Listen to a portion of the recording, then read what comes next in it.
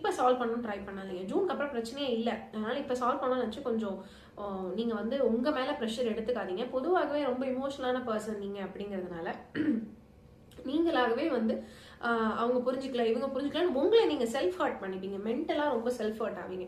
So அதை வந்து கொஞ்சம் இந்த பீரியட்ல அவாய்ட் பண்ணிக்கோங்க. ஜூனுக்கு அப்புறம் இதெல்லாம் தேவைப்படாது. ஜூனுக்கு அப்புறம் எவ்ரி திங் இஸ் குட் அப்படிங்கறனால யூஆர் ஆல்மோஸ்ட் இந்த சேஃப் ஹேண்ட்ஸ். குரு வந்து உங்களை ரொம்ப காப்பாத்தி ஒரு வருஷம் உங்களை ரொம்ப ஜாலியா வச்சுக்க போறாரு. 26ஓட செகண்ட் ஹாஃப்ல இருந்து 27 வரைக்கும் ரொம்ப ஜாலியா இருக்கக்கூடிய பீரியட் தான். நினைத்தது நடக்கும், கோவில் வழிபாடு நடக்கும், குழந்தைங்களோட பெட்டர்மெண்ட், இப்போ வரைக்கும் இருந்த குழந்தைங்களுக்கு கூட இருந்த மனத்தாங்கல்கள் செகண்ட் ஹாஃப்ல நான் முன்னாடியே சொன்னேன் இல்லையா, கொஞ்சம் மனத்தாங்கல்களா இருக்கும், அதெல்லாம் செகண்ட் ஹாஃப்ல சரியாகும். குழந்தைங்களுக்கான ஹாஸ்பிட்டல் செலவு பண்ணி அவங்க ரெக்கவர் ஆகி வந்துருவாங்க செகண்ட் ஹாஃப்ல.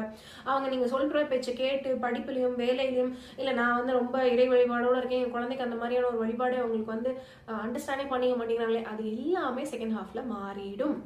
ஸோ நீங்க பண்ண வேண்டியது என்ன, ஃபர்ஸ்ட் ஹாஃபை பொறுத்த வரைக்கும் பொறுமையா இருங்க.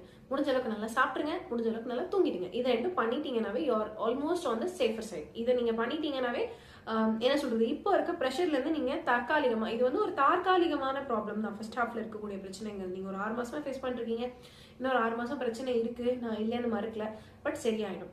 4ஆம் இடத்தில் ராகு இருப்பதனால் வண்டி வாகனங்கள் விஷயத்துல கொஞ்சம் கேர்ஃபுல்லா இருங்க. புதிய வண்டி வாகனங்கள் வாங்கணும்னு நினைச்சீங்க அப்படின்னா செகண்ட் ஹேண்ட் வாங்குறது பெட்டர்.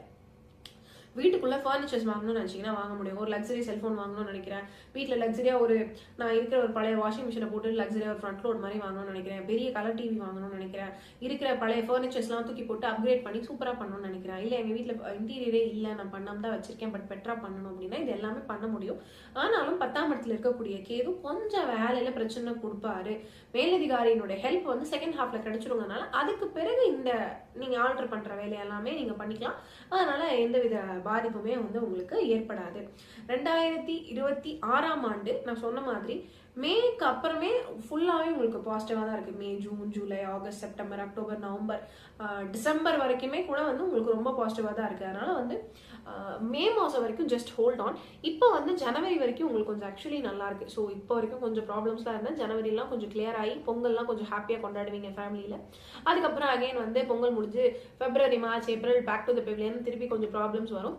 நிதானமாக ஹேண்டில் பண்ணுங்க, யார்கிட்டயும் கோவப்பட்டுறாதீங்க. வேலை விஷயத்துல பர்டிகுலரா பெண் மேலதிகாரி இருந்தாங்க அப்படின்னா அவங்களால சிக்கல்களை வந்து நீங்க ஃபேஸ் பண்ணுவீங்க.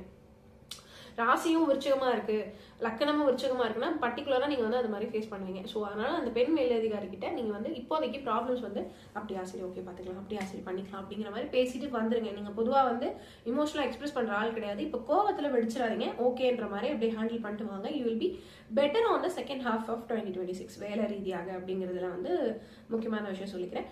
வழிபாடு நான் ஏற்கனவே